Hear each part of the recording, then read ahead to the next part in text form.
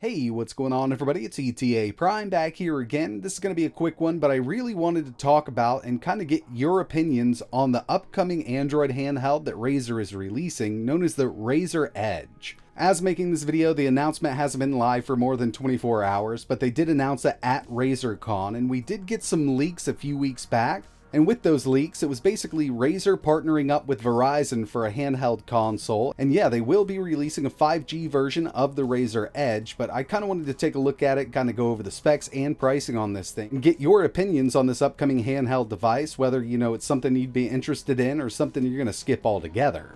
So first and foremost, this is an Android device. We will have access to Google Play, so we can go through there and download all of our favorite Android games. Also, cloud gaming applications, GeForce Now, Game Pass, and if you want to do some game streaming from your own PC, Steam Link and Moonlight, all of that stuff's going to run fine. We've got Wi-Fi 6 for the cloud gaming, and when it comes to the CPU, this is actually going to be putting out some really decent power. So emulation is also going to be really possible on this.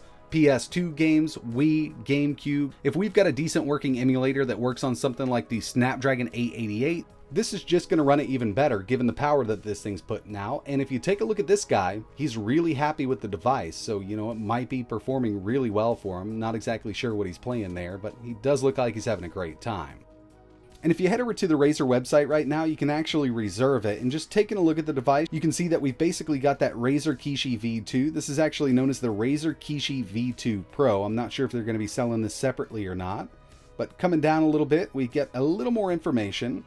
When it comes to the CPU, this is going to be using the Snapdragon G3x Gen 1. Now this was specifically designed for gaming handhelds, and it's going to be putting out some really decent performance. It's got a 3 GHz Cryo CPU, and some people have actually benchmarked these. Now you got to take these with a grain of salt, but if these are to be believed right now, we are getting better performance than the Snapdragon Gen 1 or the Gen 1 Plus that's been coming out in a lot of these really high-end gaming phones. So yeah, this is going to be great for Android gaming and emulation.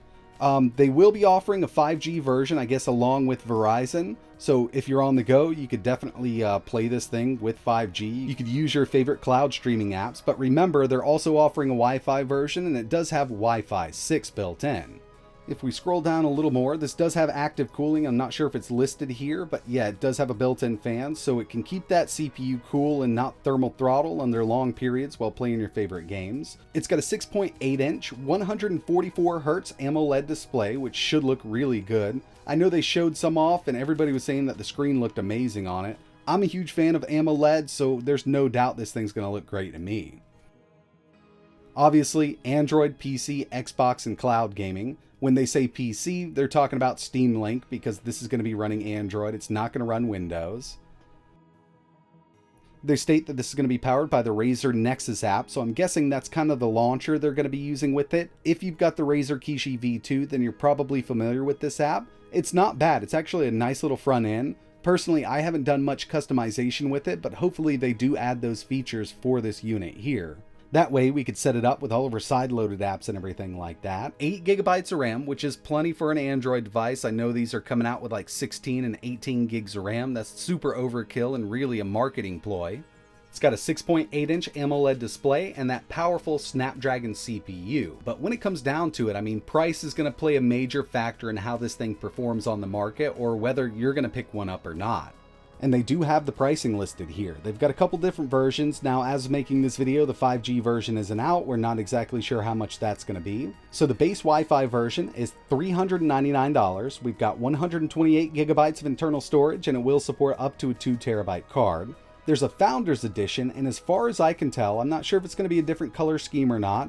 The only difference I'm seeing here is they're kind of bundling it with their Hammerhead True Wireless earphones. And that's going to set you back another $100, so $499 for that Founders Edition. And obviously, the 5G version's price isn't listed here, but I wouldn't doubt it's probably going to be $699, maybe $799 through Verizon. So yeah, it's going to be an expensive device even for the base model, coming in at $400, and this is really going to make or break this device on the market. Because when you think about it, the base model of the Steam Deck is $399. That's the same price of the base model of this Razer Edge. Now that only comes with 64 gigabytes of internal storage, but the internal can be upgraded, and we can also use a micro SD card. Plus, it's an x86 platform.